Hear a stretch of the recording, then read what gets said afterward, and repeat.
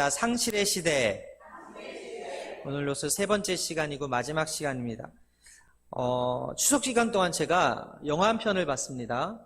요즘은 극장에 가지 않아도 OTT가 너무 잘 돼 있어가지고 집에서 결제만 하면 영화를 볼 수 있는 좋은 시대예요.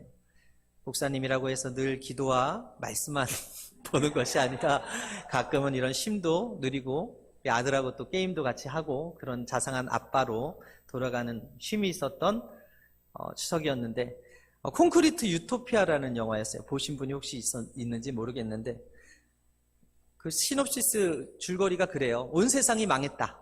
근데 콘크리트로 된 아파트 한 동만 살아남은 거예요. 지진이 일어나서 온 세상의 아파트가 다 무너졌는데 이 아파트 한 동만 남은 거예요. 그런데 그 속에 살고 있던 사람들이 얼마나 이기적인가, 얼마나 편협한 사고를 가지고 있는가, 우리끼리만 어떻게든 살아나겠다고 밖에 있는 사람들을 죽이고 대적하는 그런 모습을 통해서 제가 느낀 것이 무엇이냐면, 이 시대의 축소판이구나라고 느꼈습니다. 인간성이 상실된 모습들, 그리고 말세의 현상들이 이 영화 한 편에 다 녹아 있더라고요. 여러분, 인생이 날마다 좋은 일만 있었으면 좋겠는데 결국에는 우리의 인생은 좋은 일보다는 나쁜 일이 더 많은, 어떻게 보면 예수 믿는 우리의 삶이 앞으로는 더욱더 평안이 아니라 환난과 고통이 기다리고 있는 그런 삶이 될지도 모르겠습니다. 인생은 교회라는 말이 있어요. 욥기 5장 7절에도 이런 말씀이 있습니다. 우리 함께 읽을까요? 시작. 사람은 고생을 위하여 났으니 불꽃이 위로 날아가는 것 같으니라. 초등학생은 초등학생대로 고뇌하며 살아요. 중학생은 또 중학생대로 고민하며 삽니다. 고등학생은 고등학생대로 힘들어요. 청년은 안 힘듭니까? 결혼하면 안 힘듭니까? 애 낳으면 안 힘듭니까? 나이 먹으면 괜찮습니까? 노인은 노인대로 정말 힘들어요. 중년은 중년대로 또 힘이 들어요. 그런데 모두가 힘든 이 세상을 사는데 이상하게 자기 마음대로 살면서 고난 없이 잘 사는 것 같은 사람들이 있더라고요. 이상하게 그 사람은 고난이 피해가는 것 같은 사람이 있더라고요. 여러분, 왜 잘 사는 걸까요, 그들은? 성경은 고난이 당연하다고 이야기해요. 성경은 고난은 당연히 예수 믿는 사람이면 받아야 될 시험이라고 이야기하는데, 예수 믿는데도 고난이 없는 사람이 있고, 세상 가운데 악하게 사는데도 형통하게 보이는 사람이 있더라고요. 그런데 성경은 그 상태가 가장 불쌍한 상태고, 그 상태가 곧 하나님의 심판이 임한 상태다라고 이야기합니다. 로마서에서는 이를 가리켜서 한마디로 정의하기를 내버려 두었다라고 정의합니다. 오늘의 말씀은 상실의 시대 세 번째 시간인데요, 상실을 경험한 사람들을 하나님께서 왜 내버려 두는지, 그리고 상실을 경험한 사람들을 예수님께서 찾아오신다는 말씀을 통해 오늘 우리가 다시 한번 하나님의 음성을 듣는 시간 되시기를 바랍니다. 첫 번째 따라하겠습니다. 상실한 채로 내버려 두시는 이유. 하나님의 진노 중에서 가장 무서운 게 뭐예요? 그냥 내버려 두는 거예요. 정욕에 내버려 두고, 욕심에 내버려 두고, 이기적으로 살기를 내버려 두고, 상실한 마음 그대로 내버려 두는 것. 오늘 본문에서도 하나님을 알 때 하나님을 영화롭게 하지 아니하고 감사하지 아니하고 그 생각이 허망하고 미련한 마음이 어두워진 사람들에 대해서 나오고 있는데, 정욕대로 살면 편해요. 멋지게 사는 것처럼 느껴질 수도 있습니다. 좋은 차를 타고 고급 술집에 드나들고 욕심대로 사니까 의롭게 사는 사람들보다 어떻게 보면 더 돈을 많이 벌 수도 있어요. 비인격적인 모습 때문에 온갖 술수가 따르기 때문에 출세가 빠를 수도 있어요. 그래서 남들보다 더 잘 살 수 있어요. 앞서갈 수 있습니다. 그런데 하나님의 진노가 그들에게 멈춰 있는 것 같더라는 거예요. 근데 성경이 무엇라고 이야기합니까? 오늘 본문 24절에 함께 읽을까요? 시작. 그러므로 하나님께서 그들을 마음의 정욕대로 더러움에 내버려 두사 그들의 몸을 서로 욕되게 하게 하셨으니. 재미있는 걸 로마서 1장 26절에도 똑같이 이렇게 말씀합니다. 이 때문에 하나님께서 그들을 부끄러운 욕심에 내버려 두셨으니 곧 그들의 여자들도 순리대로 쓸 것을 바꾸어 영리로 쓰며. 28절에 또 이렇게 기록합니다. 또한 그들이 마음에 하나님 두기를 싫어하며 하나님께서 그들을 그 상실한 마음대로 내버려 두사 합당하지 못한 일을 하게 하셨다. 내버려 두셨다. 하나님께서 상실한 그대로 내버려 두신 것이 바로 심판이라고 이야기하는 거예요. 두 번이나, 아니 세 번이나 로마서 1장 24절, 26절, 28절 이 세 말씀 모두 자기 마음대로 하도록 내버려 둔 그 상태, 그것이 심판이요 그것이 저주라고 이야기하는 거예요. 이렇게 세 번이나 말씀하시는 이유는 바로 하나님 진로 아래에 있는 확실한 증거이기 때문에 그렇다는 것입니다. 여러분, 고난당함에 우리가 감사해야 될지 믿습니다. 왜요? 하나님이 여러분을 내버려 두지 않기 때문에, 하나님이 여러분을 사랑하시기 때문에 약간의 연단과 고난과 어려움과 시험이 있는 것 여러분 감사하시게 되기를 바랍니다. 요사이 한문철 변호사의 한분리라는 TV 프로그램이 있습니다. 그 프로그램에서 자주 언급되는 사고가 있는데 어떤 사고인가 봤더니 급발진 사고예요. 급발진 사고가 왜 무섭냐면 브레이크가 들지 않아요. 브레이크가 들지 않으니까 사고가 더 커요. 피해가 더 크죠. 여러분, 우리 인생도 마찬가지입니다.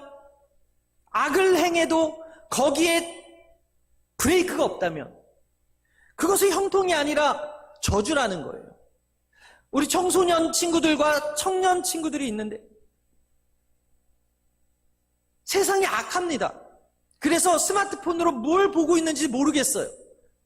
스마트폰에서 내가 좋은 걸 골라 볼 수도 있겠지만 그렇지 않은 정보들도, 그렇지 않은 영상과 그런 정보들이 넘쳐나는 시대에 우리가 살아요.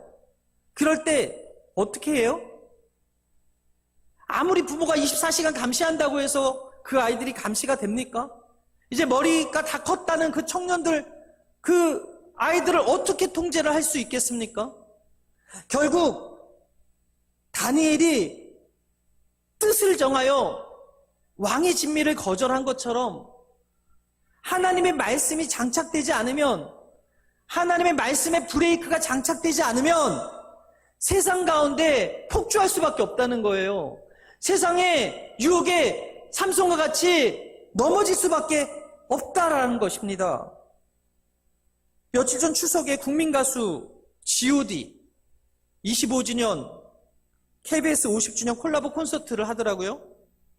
예전에는 추석에 빠지지 않는 나훈아 콘서트라던가 조용필 콘서트라던가 이미자 콘서트라던가 심수봉 콘서트라던가 이런 걸 했는데 이제는 G.O.D가 하네. 제가 저희 아내하고 그런 얘기를 했어요. 빅뱅은 저기 나올 수 없다. 왜냐하면 멤버들이 다 도덕성을 상실하고 한 명 빼고는 나머지가 다 구설수에 올랐잖아요. MC봉도 하고 싶어도 하지 못한다. 유승준도 하고 싶어도 하지 못한다. 근데 G.O.D는 25주년 행사를 했다.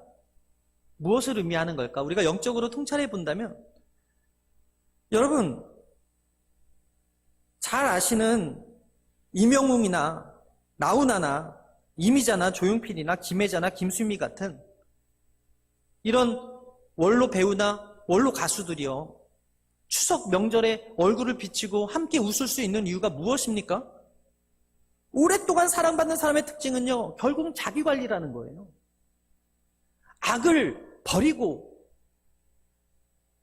선을 행해서 이미지를 잘 만들었더니 추석 때 함께 웃는 그 자리에 나와서 국민들에게 기쁨을 주더라는 것이죠.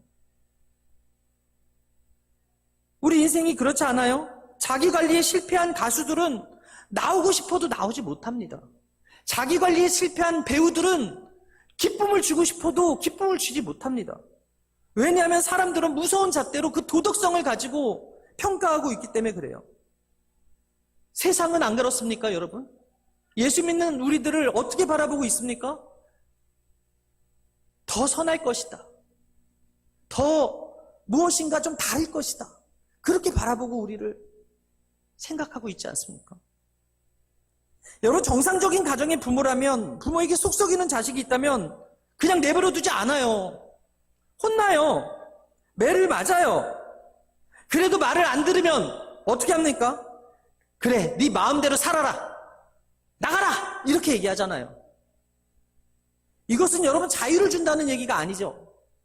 심판을 뜻하는 거예요. 부모로서 가장 강한 형벌을 준다는 얘기지 않습니까?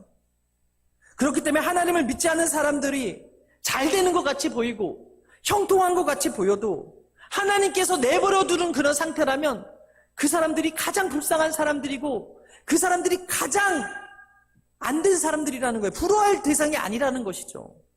성경은 분명히 하나님이 의로운 재판장이시고 분노하시는 하나님이라고 말씀하고 있거든요. 시편 7편 11절에 하나님은 의로우신 재판장이시며 매일 분노하시는 하나님이시로다라고 말씀하고 있어요. 하나님이 날마다 진도하신다고 이야기합니다. 누가복음 12장 5절에 마땅히 두려워할 자를 내가 너에게 보이리니 곧 죽은 후에 또한 지옥에 던져 넣을 권세 있는 그를 두려워하라. 내가 참으로 너에게 이르노니 그를 두려워하라. 가끔 우리는 이 진노하시는 하나님을 잃어버리고 살아요. 보이지 않기 때문에. 그러나 우리가 이 자리가 소중한 이유가 무엇입니까? 그 하나님의 음성이 들려오기 때문에 그래요. 하나님의 훈계의 음성이 들려오기 때문에 그래요. 오늘 이 말씀 듣고 다시 한번 이 말씀의 거울 앞에서 나의 삶을 돌이킬 수 있지 않습니까? 나의 생각을 점검할 수 있지 않겠습니까? 나의 마음의 상태를 다시 한번 점검할 수 있는 시간이 어디예요? 이 예배 시간이라는 거예요. 하나님이 거룩하신 이상, 그분이 사랑이신 이상 그 진노는 계속하고 있다는 그 사실을 우리가 어디서 알겠냐라는 것이지. 하나님의 말씀이 선포되어지는 이 자리에서 우리가 깨달을 수 있다는 것입니다. 하나님이 내버려두는 사람은요 결국 불쌍한 사람들이에요. 왜? 하나님의 진노를 사서 심판받은 상태로 그대로 있기 때문에 그래요. 아무리 그들이 화려하게 보이고 아무리 그들이 아름답게 보이고 아무리 그들이 엄청난 부를 가지고 있다고 자랑해도 하나님 앞에서 사상누각이요 하나님 앞에서 모래 위에 지은 석일 뿐이라는 거예요.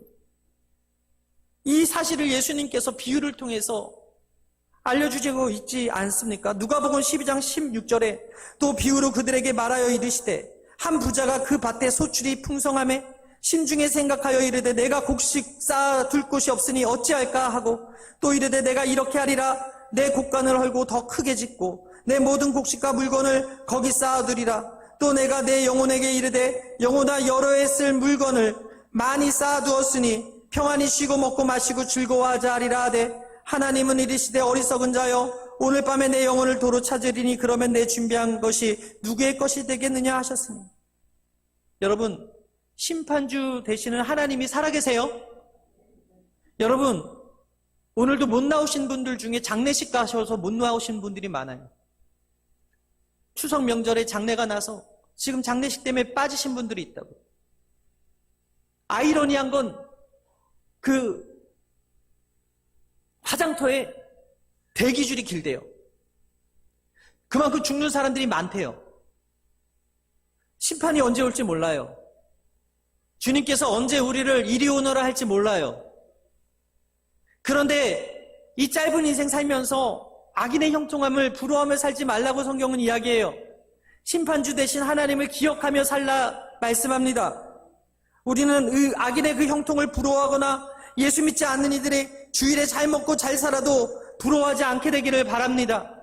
하나님께서 인간을 정욕과 욕심과 비인격적인 그 상태에 내버려 두었다는 것은 무엇을 의미합니까? 이 세상에 악이 끊임없이 나타날 것이라는 거예요. 뉴스가 망하지 않을 거라는 거예요. 날마다 악한 뉴스들이 넘쳐날 것이라는 것입니다. 여러분, 나훈아가 테스 형을 불렀잖아요. 뭐라고 불렀어요? 테스 형, 테스 형, 세상이 왜 이래? 나훈아가 왜 그렇게 노래를 불렀어요?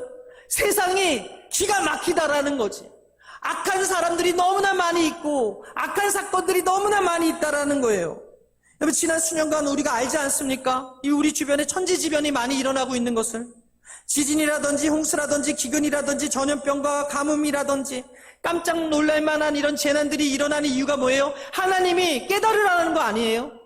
이 모든 것의 주인이 누구라고? 이 자연의 재해를 보내시는 그 주인이 누구시라고요? 하나님이신 것을 깨달으라는 거 아닙니까? 모든 징조의 원인은 마지막 때가 가까이 왔으니까 너희가 근신하고 깨어 있으라는 거 아니겠습니까? 마가복음 13장 4절 이하에 우리에게 이르소서 어느 때에 이런 일이 있겠사하며 이 모든 일이 이루어지려 할 때 무슨 징조가 있사오리이까? 예수께서 이르시되 너희가 사람의 미혹을 받지 않도록 주의하라. 많은 사람이 내 이름으로 와서 이르되 내가 그라하여 많은 사람을 미혹하리라. 난리와 난리의 소문을 들을 때 두려워하지 말라. 이런 일이 있어야 하되 아직 끝이 아니니라. 민족이 민족을 나라가 나라를 대적하여 일어나겠고 곳곳에 지진이 있으며 기근이 있으리니 이는 재난의 시작이니라. 여러분, 우리가 살아가는 동안에 늘 악인의 형통을 듣게 될 겁니다. 악인이 곁에 있을 것입니다. 악인들이 한 그 일들을, 소문들을 듣게 될 것입니다. 사건과 소문들이 끊이지 않을 것입니다. 하나님께서 그들을 그냥 내버려 두시기 때문에 이 세상이 악할 수밖에 없다라는 것입니다. 오늘 본문에도 로마서 1장 21절에 하나님을 알되 하나님을 영화롭게 하지 아니하고 감사하지 아니하는 사람들이 기록되어 있어요. 그리고 이들에게 하나님의 진노가 떠나지 않는다고 로마서 1장 18절에 기록되어 있는데, 하나님의 진노가 불의로 진리를 막는 사람들의 모든 경건치 않음과 불의에 대하여 하늘로 쫓아 나타나니 이는 하나님을 알만한 것이 저희 속에 보임이라 하나님께서 이를 저희에게 보이셨느니라. 여러분, 난리와 난리, 소문의 소문을 듣고, 전쟁의 소문을 듣고, 홍수의 소문을 듣고, 기근의 소문을 듣고, 지진의 소문을 들을 때마다 하나님을 기억하라는 거예요. 이 마지막 때가 나 얼마 남지 않았다라는 거예요. 우리가 근신해서 깨어서 나아가야 된다는 것입니다. 현실적으로 죄인들이 죄를 지으면 하나님의 진노가 즉시 임해서 팔다리가 좀 부러졌으면 좋겠는데 하나님은 그렇게 일하시는 분이 아니에요. 분명히 알곡과 쭉정이가 같이 자랐을 때 하인이 주인에게 어떻게 합니까? 저 쭉정이가 너무 많이 나요. 그랬을 때 주인이 뭐라 그래요? 가만히 두어라 그래요. 내버려 두어라 그래요. 왜? 심판이 있다. 그때 거두어 들여서 불에 타게 될 것이다. 여러분, 우리가 복음 때문에 순교한 분들이 있는데, 복음을 증거하다가 억울하게 죽음을 당한 자들이 있는데, 김일성, 김정일 부자는 제명을 다 하고 죽었지 않습니까? 이단 교주들 잘 먹고 잘 살고 있지 않습니까? 전쟁 범죄자들 지금 푸틴과 김정은 잘 살고 있지 않습니까? 우리의 기도가 당장 응답돼서 어떻게든 그 사람들이 죽어야 되는데 살아있는 거예요. 그것도 잘 살아있는 거예요. 우리는 이것이 어찌 된 일인가 하는 그런 의문에 사로잡혀 있어요. 그런데 성경은 하나님이 그들을 가리켜서 상실한 그대로 내버려 두었다라고 이야기해요. 그냥 그들이 영원히 살면 지옥이겠지만 반드시 심판이 있다는 거예요. 반드시 죽음이 있다는 거예요. 반드시 하나님께서 그들을 징별할 때가 있다라는 것입니다.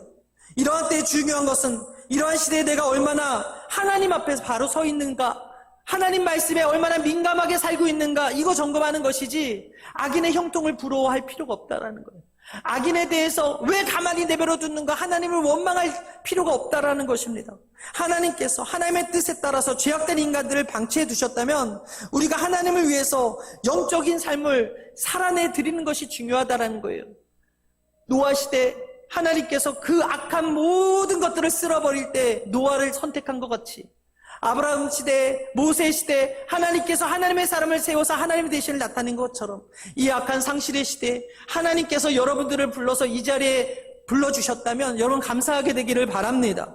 고난이 있습니까? 연단이 있습니까? 시험이 있습니까? 아픔이 있습니까? 상실을 경험하셨나요? 여러분, 그 속에 하나님의 선하신 계획과 뜻이 있음을 기억하시게 되길 바랍니다.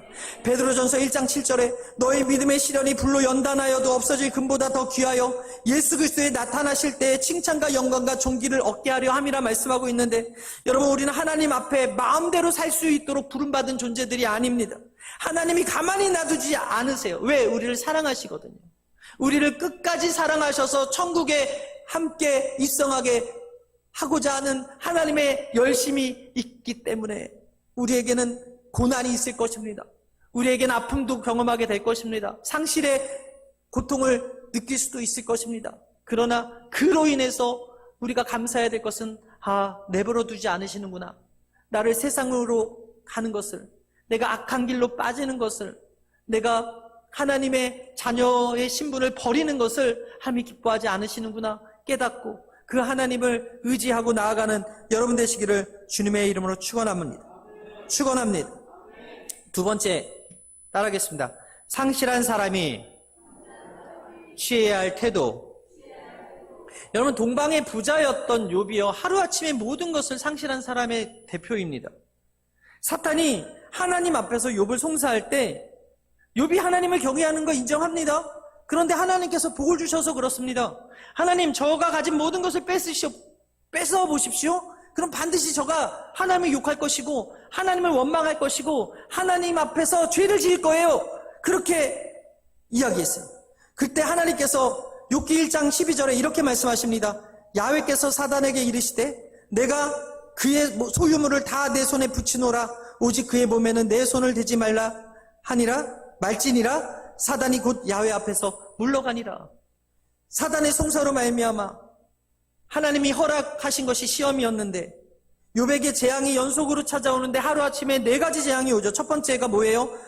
소가 밭을 갈고 나귀가 풀을 먹고 있는데 스바 사람들이 갑자기 급습해서 그 짐승들을 다 뺏어갔다는 거예요. 그리고 종들을 죽였다는 첫 번째 소식. 두 번째가 뭐예요? 하늘에서 불이 떨어져서 양떼와 양들을 돌보던 종들이 모두 다 죽었다는 거예요. 세 번째가 뭡니까? 갈대아 사람들이 무리를 지어 쳐들어와가지고 낙타를 빼앗고 돌보던 종들을 다 죽였다는 거예요.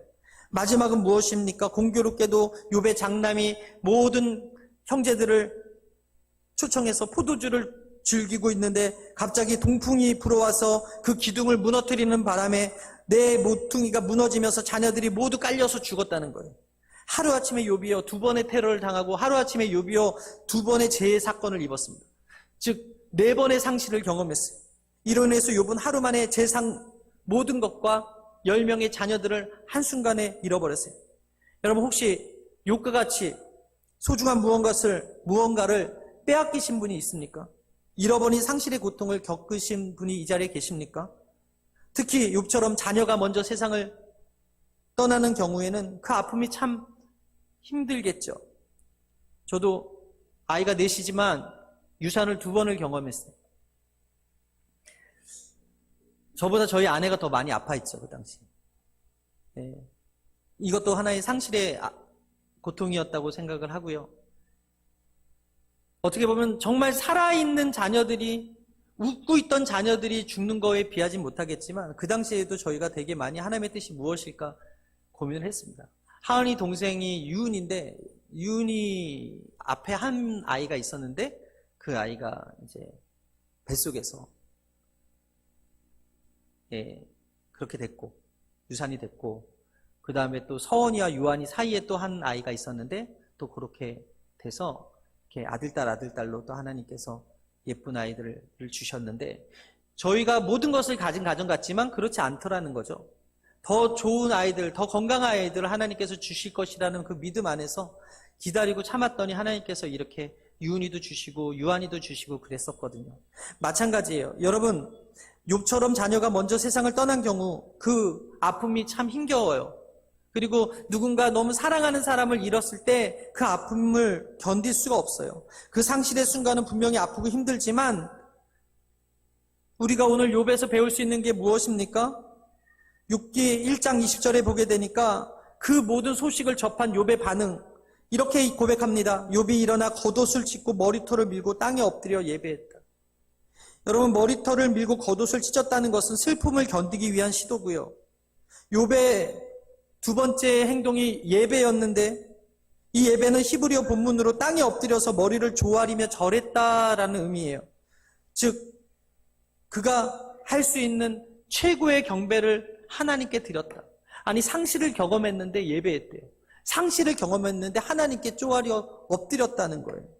욥기 1장 21절에 내가 모태에서 알몸으로 낳았사온즉 또한 알몸이 그리로 돌아가야 올지라. 주신이도 야훼시오 거두신도 야훼시오니 야훼의 이름이 찬송 받으실지니라. 비극 앞에서요 하나님을 예배하고 있어요. 비극 앞에서요 하나님이 주셨으니 하나님이 취하심이 마땅합니다라고 고백하는 거예요. 욥기 1장 22절에 욥에 대해서 이렇게 평가합니다. 우리 함께 읽을까요? 시작. 이 모든 일에 욥이 범죄하지 아니하고 하나님을 향하여 원망하지 아니하니라. 여러분, 욥의 아내가 하나님을 욕하고 죽으십시오. 감당할 수 없는 시험을 당했습니다. 감당할 수 없는 아픔을 겪었습니다. 이것을 주신 분이 하나님인데 하나님을 욕하고 죽으라고 욥의 아내가 종용했을 때도 그가 이렇게 말하는 거예요. 욥기 2장 10절에 그가 이르되 그대의 말이 한 어리석은 여자의 말 같도다. 우리가 하나님께 복을 받았은즉 화도 받지 아니하겠느냐 하고 이 모든 일에 욥이 입술로 범죄하지 아니하니라. 따라합니다. 입술로 범죄하지 아니하니라. 하나님의 주권을 있는 그대로 인정하고 인간이 할 수 있는 불평과 원망을 쏟아낼 수 있음에도 불구하고 그 상실을 경험한 그 상황에서 입술을 지켰다는 거예요. 범죄하지 않았다는 거예요. 하나님을 원망하지 않았다라는 거예요. 여러분, 우리가 경계해야 될 것, 상실을 경험할 때 우리가 욥을 통해서 배워야 될 것은 무엇입니까? 입술을 지켜야 된다라는 것입니다. 그렇지 않으면 우리 감정을 입술로 쏟아놓을 수 있고 마음의 분노를 표현할 수 있고 심지어 저주와 원망과 여과 없이 쏟아놓을 수 있지만 욥은 그 고통의 순간에 하나님의 주권을 온전히 신뢰하라고 권면해요. 여러분, 그렇다고 해서 우리가 고통을 당했는데 참으면 죽습니다. 술로 풀으면 죄입니다. 어떻게 해야 돼요? 여러분, 시편에 다윗이 대적이 쳐들어오고 다윗이 사랑하는 아들이 배에서 사살 죽고 압살롬이 죽었을 때 다윗이 어떻게 했어요? 하나님을 향하여서 통회하고 자복하며 기도했어요. 사람한테 원망하고 사람이 듣는 곳에서 하나님께 원망한 것이 아니라 하나님을 향하여서 내 마음이 너무 아프다고 기도했다라는 거예요. 여러분, 우리가 상실을 경험할 때 하나님을 향하여서 기도하시게 되길 바랍니다. 주신 분도 취하신 분도 하나님이시기 때문에 하나님은 선하신 섭리를 가지고 여러분들을 보고 계시지만 우리는 내일 일을 난 모르잖아요. 내일 어떻게 될지 모르잖아요. 그렇기 때문에 오늘이 힘든 거잖아요. 1년 후가 어떻게 될지 모르기 때문에 오늘 하루 이 상실과 오늘 하루 이 고통과 오늘 하루 이 아픔이 너무나 크게 느껴지는 거지 않습니까? 근데 하나님은 이미 우리를 향한 선하신 계획이 있기 때문에 우리에게 필요한 상실과 아픔과 이런 고통과 고난과 시험을 주시더라는 것이죠. 누군가 상실의 고통을 겪고 계신 분이 계실 거예요. 섣부른 판단을 하거나 정죄를 하거나 상담을 한답시고 그들의 아픔을 후벼파면 안 돼요. 오직 하나님의 주권을 신뢰하면서 그들을 위로해야 될 줄 믿습니다. 비록 모든 것을 잃었어도 아무것도 남지 않았을 그 상실을 경험했더라도 여러분, 우리가 잊지 말아야 될 것은 하나님은 살아계시고 하나님은 우리의 아픔을 알고 계신다라는 거예요. 유리상자에 내 아픔 아시는 당신께 내 모든 것 드려요. 이게 배우자한테, 사랑하는 사람한테 주는 그 고백이 아니야. 하나님께 드리는 고백이거든요. 내 아픔을 아시는 주님이 내 마음을 아세요. 그렇기 때문에 하박국이 이런 고백을 하지 않습니까? 우리 함께 읽을까요? 하박국 3장 17절 이하 시작. 비록 무화과 나무가 무성하지 못하며 포도나무에 열매가 없으며 감람나무에 소출이 없으며 밭에 식물이 없으며 우리의 양이 없으며 외양간에 소가 없을지라도 나는 야훼로 인하여 즐거워하며 나의 구원의 하나님을 인하여 기뻐하리로다. 없고 없는 상황에서도 구원의 하나님으로 인하여 나의 영혼을 구원시켜 주시는 하나님으로 인하여 나를 영원한 생명을 허락하시고 천국으로 인도하시는 그 하나님으로 인하여 기뻐하리이다. 사랑하는 여러분, 삶 가운데 상실을 경험할 때마다 하나님께서 살아계시는 한 우리는 환경과 고난 속에서 감사의 조건을 찾을 수 있음을 믿으시게 되길 바랍니다. 주님 한 분만으로 나는 만족해. 이 고백이 저 여러분들의 고백이 되기를 바랍니다. 마지막으로 따라하겠습니다. 상실한 자를 찾아오시는 하나님. 누가복음 7장에 보게 되니까 예수님께서 나인성 과부를 만나요. 장래 행렬이 나오고 있는데 남편을 잃은 과부였는데 외아들, 독생자 아들까지 죽었어요. 그 여인이 상실을 경험했는데 할 수 있는 거라는 건 우는 것밖에 없어. 기가 막히고 코가 막히고 모든 것이 막혀버린 그 상황 속에서 그 장래 행렬을 따라가면서 아이고 아이고 아이고 아이고 아이고 아이고 밖에 없어. 한탄과 아픔밖에 없는 거예요. 그리고 그 옆에 있는 사람들이 그 여인을 통해서 이 여인을 위로할 수 있는 말은 그저 울어줄 수밖에 없는 거예요. 그런데 예수님께서 그 광경을 보셨어요? 그리고 불쌍히 여겨주셨어요? 그리고 뭐라 그래요? 울지 말아라 이야기해요. 그리고 죽은 아들의 그 관에 손을 대시며 뭐라고 말씀합니까? 청년아, 내가 내게 말하노니 일어나라. 누가복음 7장 14절입니다. 함께 읽겠습니다. 시작. 가까이 오사 그 관에 손을 대시니 맨 자들이 서 있는지라. 예수께서 가라사대 청년아, 내가 내게 말하노니 일어나라 하시매 죽었던 자가 일어앉고 말도 하거늘 예수께서 그를 어미에게 주신대. 따라합니다. 그를 어미에게 주신대. 아니, 죽은 아들이 살아서 다시 엄마 품에 돌아오는 슬픔이 기쁨되는 역사의 현장에 누가 계셨어요? 예수님이 계셨어요. 여러분, 시체가 있는 그 관에 손을 대는 건 율법에 어긋나는 거예요. 정결례를 어긋나게 하는 행위였어요. 그런데 예수님께서는 그 율법을 깨뜨리시고 관습을 무너뜨리시면서 그 여인의 슬픔을 공감하시고 위로해 주셨어요. 여러분, 내가 겪는 이 아픔과 내가 겪는 이 마음과 내가 겪는 이 상실의 고통을 우리 예수님이 모른 채 하지 않으세요. 그 상실을 당한 채 무시하지 않으세요. 예수님이 찾아오신다라는 거예요. 우리를 보시고 우리 마음을 아시는 그 형편과 상황을 아시는 주님이 우리의 슬픔을 기쁨되게 하시고자 우리를 찾아오시더라는 거예요. 히브리서 4장 15절에 함께 읽을까요? 시작. 있는 대제사장은 우리의 연약함을 동정하지 못하시리가 아니요 모든 일에 우리와 똑같이 시험을 받으신 이로되 죄는 없으시니라. 여러분, 예수님이 불쌍히 여기셨다는 말, 그리고 히브리서 4장 15절의 동정이라는 이 말의 히브리어 원어를 해석을 하면은요, 내장, 창자가 끊어질 것 같은 아픔이라는 거예요. 즉, 예수님께서 우리가 아파할 때 당신도 똑같이 창자가 끊어지고 내장이 끊어질 것 같은 아픔을 가지고 우리를 바라보고 계신다라는 거예요. 예수님께서 마가복음 6장에 자기를 찾아서 나온 그 광야에 찾아 나온 그 잃어버린 양을 향해서 목자 없는 양 같은 그들을 향해서 불쌍히 여겼다라고 말씀했어요.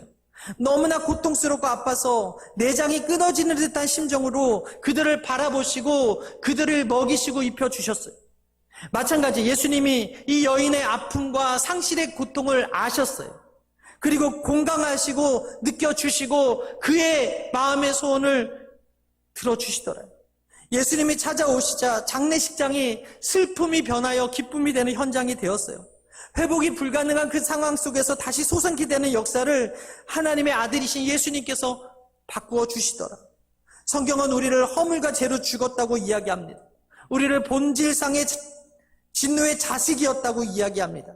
그런데 예수님께서 우리 죄를 대신 담당하여 주셔서 십자가에 못 박혀 죽으심으로 말미암아 우리가 이제는 저주의 길, 죽음의 길, 슬픔과 낙심의 길에서 돌이켜서 그 길에 가는 우리를 멈추어 서게 하시고 그 앞에 우리를 세우신 다음에 우리에게 자유를 선포하셨다. 우리에게 치료를 경험하게 하셨다. 우리에게 영원한 생명을 안겨주셨다. 선물로 주셨다는 것입니다.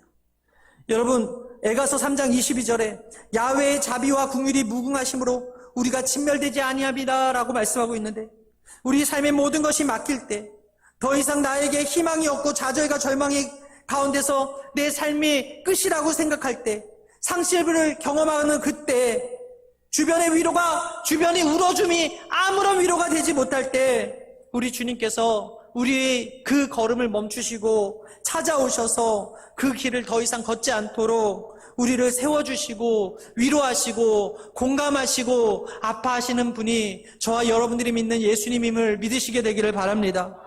여러분, 오늘 우리 이 예배는요, 우리 모든 걸음을 멈추게 하는 시간이에요. 세상으로 가는 그 걸음을 멈추게 하고요, 음란으로 가고 죄악으로 가고 패망으로 가는 길을 멈추게 하는 시간이 이 예배 시간입니다. 멈추어서서 주님의 행하심을 보는 시간이고요, 하나님의 일하심을 경험하는 시간이고 우리 인생이 더 이상 나아갈 수 없는 좌절과 절망으로 몰아치는 그때 주님께 다시 서는 시간이 바로 이 예배 시간이라는 거예요. 상실과 슬픔 가운데 여러분 어떻게 살겠습니까? 오늘도 우리 걸음을 주님께서 멈추게 하시고자 이 예배의 자리로 불러주셨습니다. 우리 아픔을 깊이 보시고 만지시는 그 예수님을 만나고 돌아가는 여러분 되시기를 바랍니다. 그때 우리의 눈에 눈물이 변하여 기쁨이 되는 역사를 경험하게 될 것입니다. 우리가 사는 이 세상이 왜 그렇게 무정함과 무지함이 많다고요? 하나님을 상실했기 때문에 그래요. 감사를 상실했기 때문에 그래요. 인간성을 상실했기 때문에 그래요. 영혼을 상실하고 우리 믿는 사람들이 성령의 능력을 상실했기 때문에 그래요. 결국 우리는 하나님이 내버려 두지 않으시고 이 자리로 불러주셨다는 데 감사해야 될 줄 믿습니다. 어떤 상실을 경험했더라도 우리를 모른 채 하시는 분이 아니라 깊이 공감하시고 아파하시는 그분이 오늘 여러분들의 눈물을 닦아주실 것이고 여러분들의 삶의 슬픔이 기쁨이 되게 만들어 주실 것입니다. 선포하고 축복합니다. 인간성 상실의 시대에 하나님의 형상을 회복하며 살게 될지어다. 성령의 능력을 잃어버린 시대 가운데 성령의 능력을 회복하며 살게 될지어다. 사랑의 능력을 잃어버린 시대 가운데 사랑하며 살지어다. 그렇게 살지어다. 믿음대로 될지어다. 우리 함께 찬양하고 기도하겠습니다.